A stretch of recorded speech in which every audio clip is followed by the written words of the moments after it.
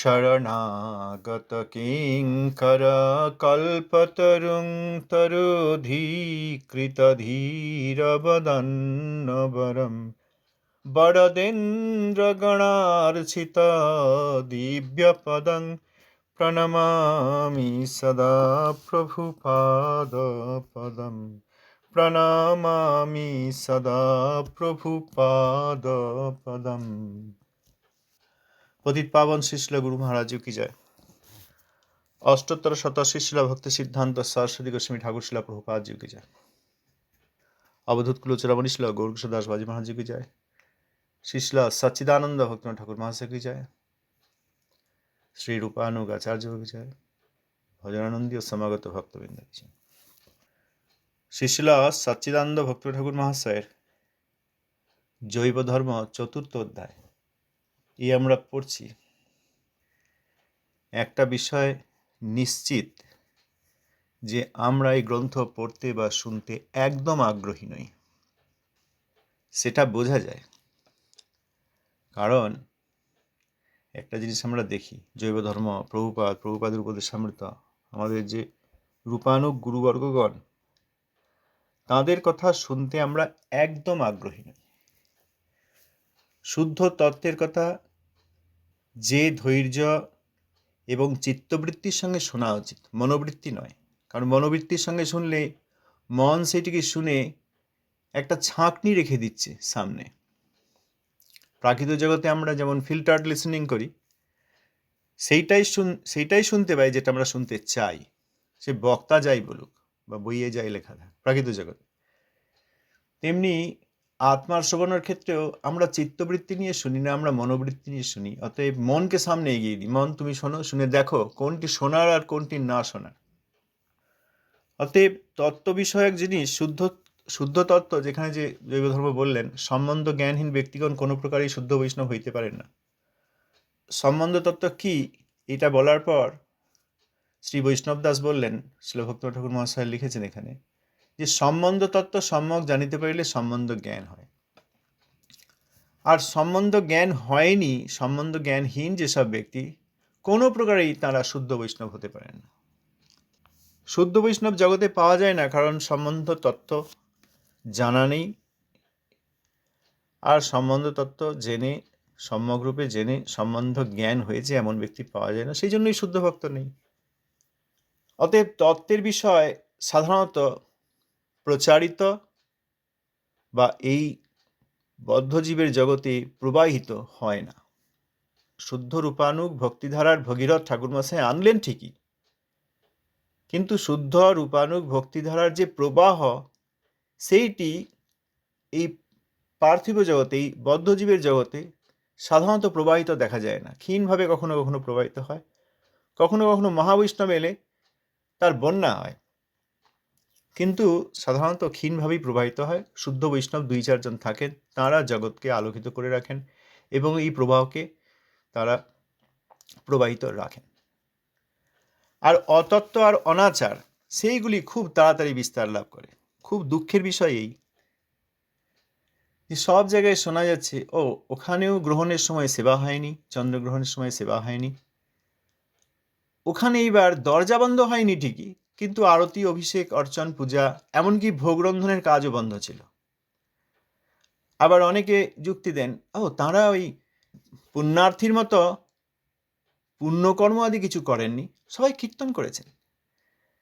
কিন্তু গৌড়ীয় সংঘপতি গৌর নিত্যানন্দের নিত্য নিজজন প্রভুপাদ ছিল সরস্বতী গোস্বামী ঠাকুর যে একটি বাক্যে বললেন যে গ্রহণ একটি জাগতিক ব্যাপার এবং ভক্তগণ সকলেই ভগবৎ সেবা যথারীতি যথাকালে করবেন।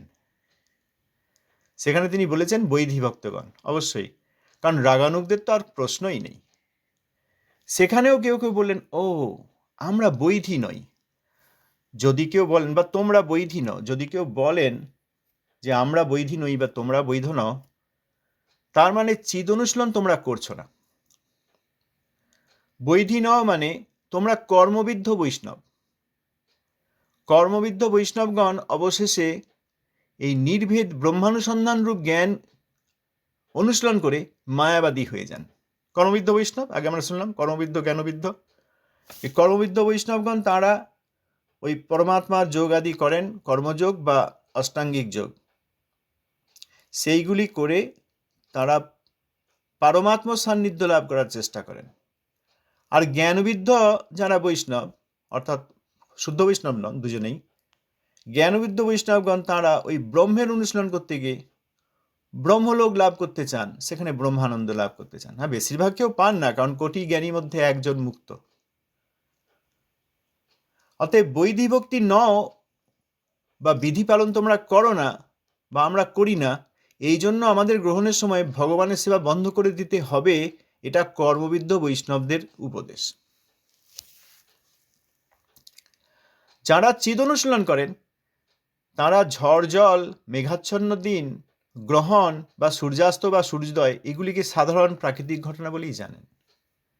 অতএব গ্রহণটা যেখানে ধর্তব্যের বিষয়ই নয়, সেখানে শোনা যাচ্ছে হ্যাঁ ওই মঠেও তাই হয়েছে, আবার এই মঠেও তাই হয়েছে, আবার তিনিও এই কথা বলেছেন।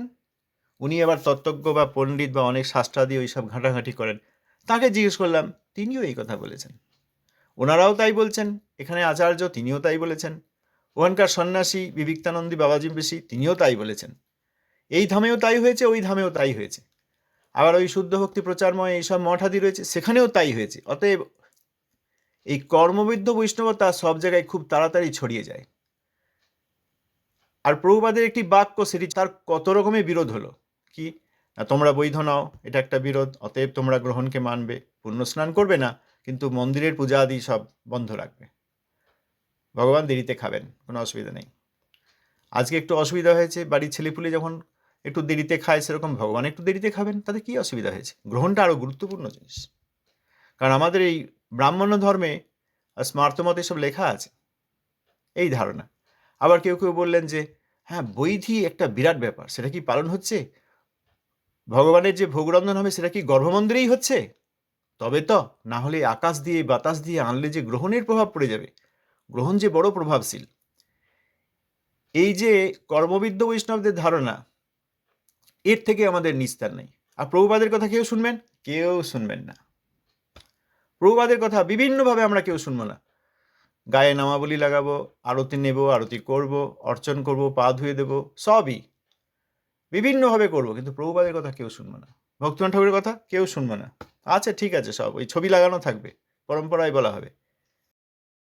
এর দ্বারা আমরা এটাই প্রমাণ করছি যে আমরা শুনতে চাই না, চিত্তবৃত্তি, শুদ্ধ চিত্তবৃত্তি দিয়ে চিত্ত অনুশীলন করতে চাই না, মনোবৃত্তির দ্বারা এইসব নিয়ে কিছু ছেঁকে ছুঁড়ে ফেলে দেবো।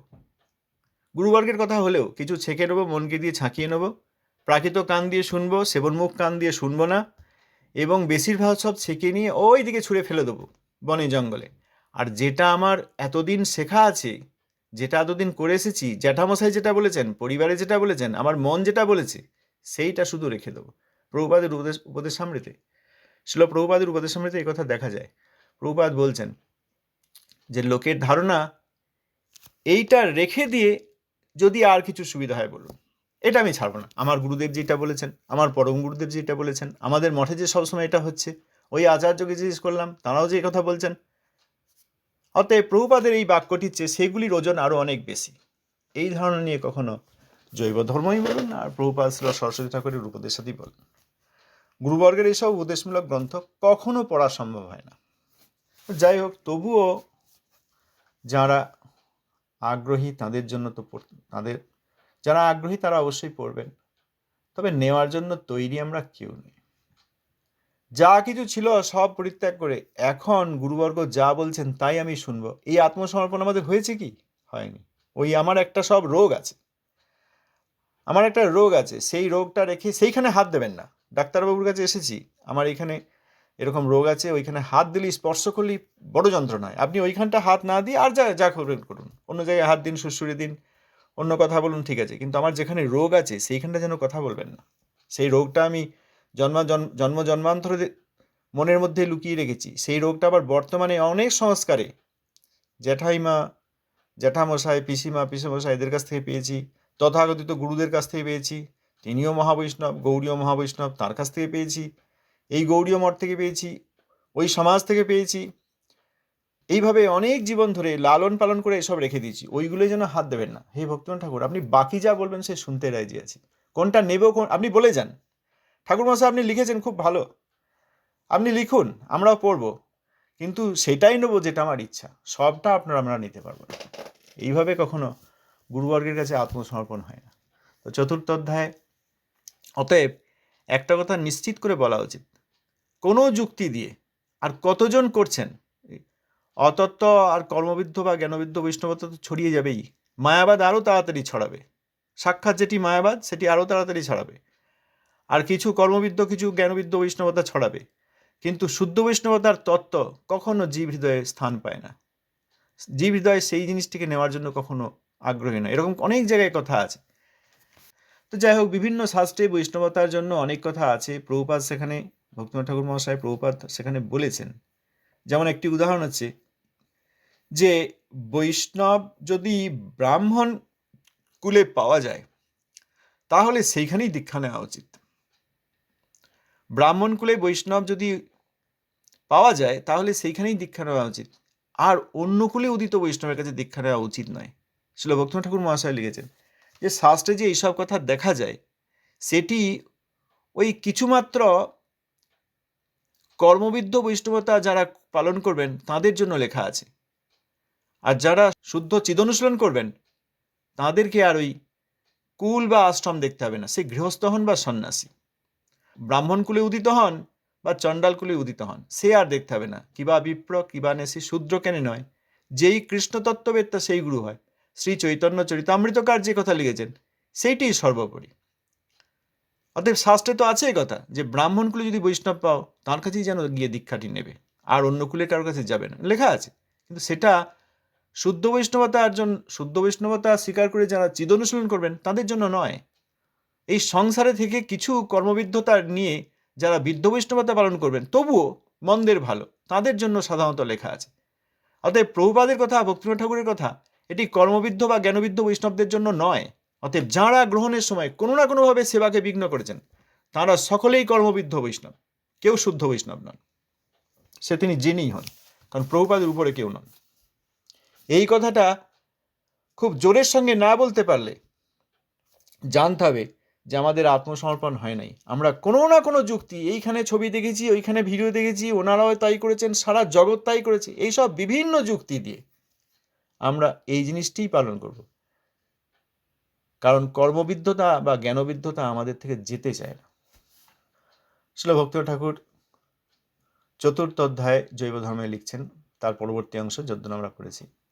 লাহিড়ী মহাশয় কহিলেন, আমি বৈষ্ণবদিগের নিকট শুনিয়াছি যে বৈষ্ণব ধর্ম কেবল ভাবুকতার অধীন, তাহাদের কোনো জ্ঞানের প্রয়োজন নাই। একথা কিরূপ?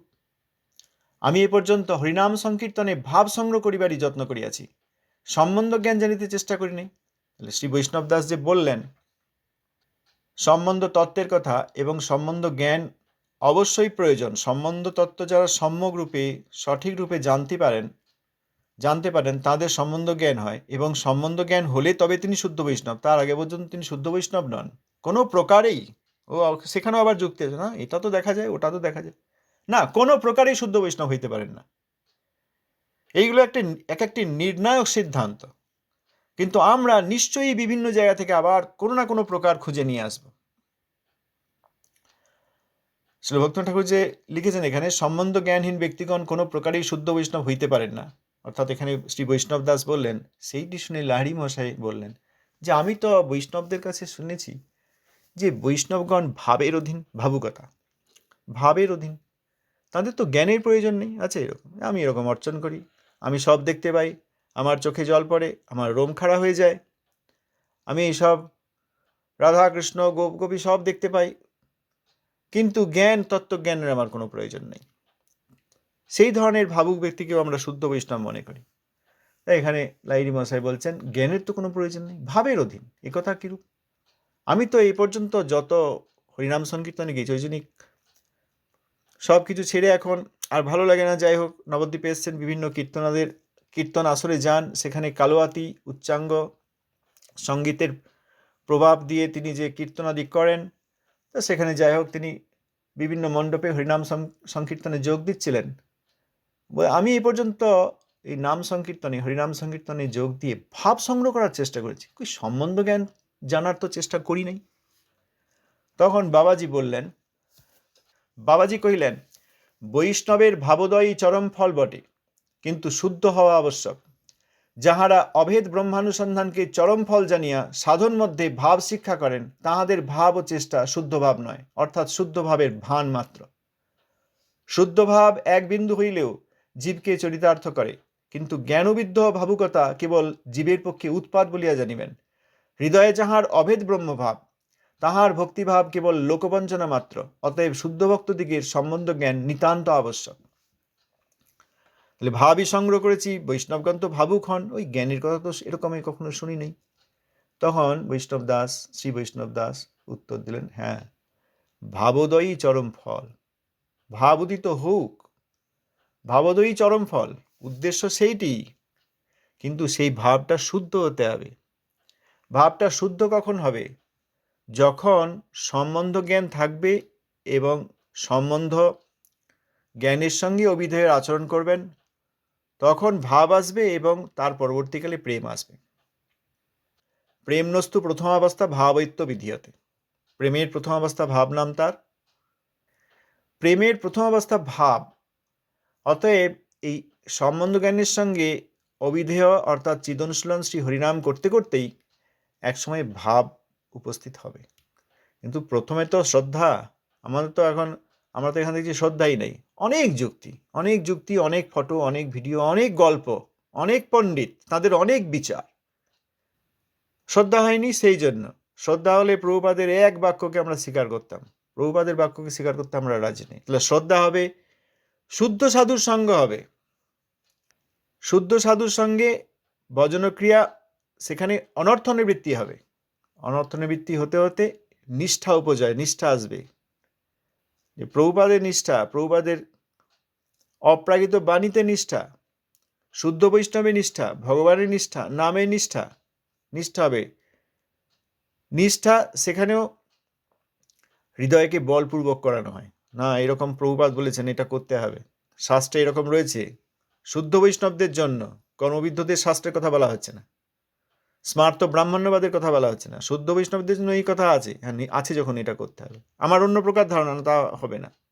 অন্য ধারণা নিয়ে আমি করতে পারবো না। অন্য জায়গায় দেখেছি, 1000 জায়গায় দেখেছি, না তাও করা যাবে না। শুদ্ধ চিদনুশীলনের জন্য এই কথা বলা আছে। অতএব সেইটি নিষ্ঠা। তারপর রুচি। প্রথমে যে শাস্ত্রে বলা আছে, অর্থাৎ এটা বিধি, এটা নিষেধ, এই বিচারে নয়, এখন ভালো লাগছে আমার, এখন ভালো লাগছে, নামে নিষ্ঠা হয়েছে, তারপর নামে রুচি হয়েছে, নামে রুচি হয়ে হরিনাম করতে করতে নিষ্ঠা, রুচি, তারপর আসক্তি। আসক্তি অবস্থায় এই নিত্য যে স্বরূপ সেইটি প্রকাশিত হবে হৃদয়ে। হচ্ছে না, তার মানে আসক্তি পর্যায়ে যাওয়া হচ্ছে না, কোথাও না কোথাও বাদ হচ্ছে। বেশিরভাগ ক্ষেত্রে শ্রদ্ধাতেই ওই কিছু শ্রদ্ধা, কিছু অশ্রদ্ধা, কিছু জিনিস বিশ্বাস হচ্ছে, কিছু বিশ্বাস হচ্ছে না, লোককে বিশ্বাস হচ্ছে, তথাকথিত গুরুকেও বিশ্বাস হচ্ছে, তথাকথিত গুরুদের বিরুদ্ধেও বলতে হবে, কারণ তারা তথাকথিত গুরু। আর গুরুর গুরু গৌড়ীয় সংঘবতী সিংহগুরু প্রভুপাদ সরস্বতী ঠাকুরের কথা সবার উপরে। সেইখানে শ্রদ্ধা, সাধুসঙ্গ, অনর্থনীতি, ভজনক্রিয়া, নিষ্ঠা, রুচি, তারপর আসক্তি, সেখানে সিদ্ধ স্বরূপ জানা যাবে। সেই সিদ্ধ স্বরূপ জেনে নিত্য নবদ্বীপ এবং নিত্য ব্রজধাম দর্শন করা যাবে। এইভাবে স্বরূপের সঙ্গে সঙ্গে স্বরূপ উদিত হলে সেই স্বরূপে অবস্থিত হয়ে চিদনুশীলন শ্রী হরিনাম করতে করতে ভাব উদিত হবে। তাহলে ভাব চরম ফল বটে। ভাব যতক্ষণ না আসছে, এমনকি স্বরূপ সিদ্ধি হওয়ার পরেও সেই স্বরূপ সিদ্ধিতে যদি ভজন না করা হয়, আবার পরজন্মে অপেক্ষা করতে হবে। যখন ভাব উদিত হবে, সেই ভাবের পর এক সময় ভাবেও কিছু ক্লেশ, কিছু বাধা থাকে, পূর্ব কোনো ঘটনাজনিত, সেইটি যখন কৃষ্ণ কৃপাপূর্বক সরিয়ে দেন, তখন প্রেম উদিত হয়। তখন আর ধ্বংস কারণেও ধ্বংস হয় না, সেইটি হচ্ছে প্রেমের সংজ্ঞা। তা ভাব চরম ফল, ভাবের উদয়ই চরম ফল বটে। অর্থাৎ হ্যাঁ, নিষ্ঠা, রুচি, আসক্তি, এই সব স্তরের মধ্যে দিয়ে গিয়ে ভাব পেতে হবে, এটা চরম ফল বটে। কিন্তু শুদ্ধ হওয়া দরকার। সম্বন্ধ জ্ঞান নেই, এখনো শ্রদ্ধার উদয় হয়নি, তবু এরই মধ্যে রাধা কৃষ্ণ তাদের কথা কিছু শুনে, কীর্তনাদি শুনে, সেই কীর্তনের সুর ইত্যাদি আমাকে পাগল করে দিচ্ছে। এখন আমার অন্য কিছু বেশ চোখে জল আসছে। তারপরে এবার যেখানে সংসার হয়ে যাচ্ছে, আবার কমপ্লেনও করা হচ্ছে আমার এইসব অসুবিধা। এটি তো আর শুদ্ধ ভাব নয়। সুতরাং শ্রী বৈষ্ণব দাস তিনি বলছেন শুদ্ধ হওয়া দরকার। আর যারা অভেদ ব্রহ্মানুসন্ধানকে চরম ফল জেনে সেই সাধন মধ্যে ভাব শিক্ষা করেন, তাদের ভাব ও চেষ্টা শুদ্ধ ভাব নয়। অভেদ ব্রহ্মানুসন্ধান অর্থাৎ এই ব্রহ্মের প্রতি যে একটা ব্রহ্মানন্দ লাভের, ব্রহ্ম জ্ঞান লাভের যে প্রচেষ্টা যাদের থাকে, অর্থাৎ এই জ্ঞানবিদ্য বৈষ্ণব, তাদের ভাব কিছুমাত্র শুদ্ধ নয়, তাদের চেষ্টা কিছুমাত্র শুদ্ধ নয়। যদি শুদ্ধ ভাব এক বিন্দু পাওয়া যায় তাহলেও জীবকে চরিতার্থ করে, আত্মা তখন তাতেই পরিবর্তন, বিরাট পরিবর্তন হয়। অতএব শুদ্ধ ভাব না হলে ওই জ্ঞানবিদ্য ভাবুকতা, ওই ভাবুকতাটি, এই কর্মবিদ্য জ্ঞানবিদ্য, এখানে জ্ঞানবিদ্য বলেছেন, জ্ঞানবিদ্য ভাবুকতা জীবের পক্ষে উৎপাত। অতএব ভাব, ওনার ভাব হচ্ছে দেখলেই হবে না, শুদ্ধ ভাব কিনা দেখতে হবে। শুদ্ধ ভাব দেখতে গেলে সম্বন্ধ জ্ঞান এবং শুদ্ধ বৈষ্ণবের যেসব লক্ষণ সেগুলি অবশ্যই ভালো করে জানতে হবে। নাহলে আমরা নিজেরা এবং অপরকে দেখে নিজেরা এবং অপরকে আমরা এই বঞ্চিত বা ঠকাতে থাকব। যাঁর হৃদয়ে অভেদ ব্রহ্মভাব, তাঁর ভক্তিভাব কেবল লোকবঞ্চনা, ওই যে বঞ্চনা। অতএব শুদ্ধ ভক্তের জন্য, শুদ্ধ ভক্তির জন্য শুদ্ধ ভক্তগণ যারা, তাদের সম্বন্ধ জ্ঞান নিতান্ত আবশ্যক। লাহিড়ী মহাশয় যে বললেন আমি তো কেবল ভাবই সংগ্রহ করেছি, কারণ বৈষ্ণবরা তো ভাবুকতা আছে, বৈষ্ণবদের এই কথাই জানতাম। সম্বন্ধ তত্ত্ব সম্যক রূপে জেনে সম্বন্ধ জ্ঞান প্রয়োজন, তারপরেই অভিধেয়াত্মক হরিনাম অনুসরণ করতে করতে একসময় ভাব উদয় হবে। এই শুনে লাহিড়ী মহাশয় সশ্রদ্ধ হইয়া বলিলেন, ব্রহ্ম অপেক্ষা উচ্চ তত্ত্ব কি আছে? ভগবান হইতে যদি ব্রহ্মের প্রতিষ্ঠা, তাহলে জ্ঞানী লোক সকল কেন ব্রহ্মত্যাগ করিয়া ভগবত ভজন করেন না? বাবাজি মহাশয় একটু হাস্য করিয়া বললেন, ব্রহ্মা, চতুষ্ষণ, শুক, নারদ, দেবদেব, মহাদেব সকলেই অবশেষে ভগবৎ চরণ আশ্রয় করিয়াছেন। লাহিড়ী মহাশয় বলিলেন, ভগবান রূপ বিশিষ্ট তত্ত্ব, অতএব সীমা বিশিষ্ট, তিনি কি রূপে অসীম ব্রহ্মের আশ্রয় হইতে পারেন? তো এখানে লাহিড়ী মহাশয়, দেখা যাচ্ছে সব জায়গাতেই এটা হয়, ওই হয় কর্মবিদ্য নয় জ্ঞানবিদ্য। লাহিড়ী মহাশয় মনে হচ্ছিল তিনি এরকম ধনী পণ্ডিত মুক্তমুখ, তারপর কীর্তন এসছেন, কিন্তু মায়াবাদ সকলের মধ্যে। বৈষ্ণবদাস প্রথমে তো মায়াবাদী সন্ন্যাসী, তিনি তো ওই বহুদক, হংস, পরমহংস ইত্যাদি হয়েছেন। তারপর শ্রী প্রেমদাস বাবাজি মহারাজের সঙ্গ পেয়ে তিনি সেসব ত্যাগ করেছেন, একদণ্ডী সন্ন্যাসী ছিলেন, সেসব ত্যাগ করেছেন, এখন বৈষ্ণব হয়েছেন, তাকেই বাবাজি বলা হচ্ছে। তিনি তো মায়াবাদ থেকেই এসছেন। আর লাহিড়ী মহাশয়, তাঁরও হৃদয়ে মায়াবাদ, মায়াবাদ প্রত্যেকের হৃদয়ে। মায়াবাদী বিভিন্নভাবে জীব হৃদয়কে বিদ্ধ করেছে।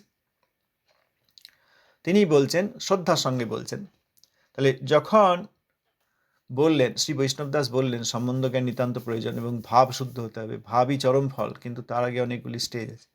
লাহিড়ী মহাশয় সেই জন্য শ্রদ্ধার সঙ্গে প্রশ্ন করলেন যে ব্রহ্মের থেকে উচ্চতত্ত্ব কি আছে?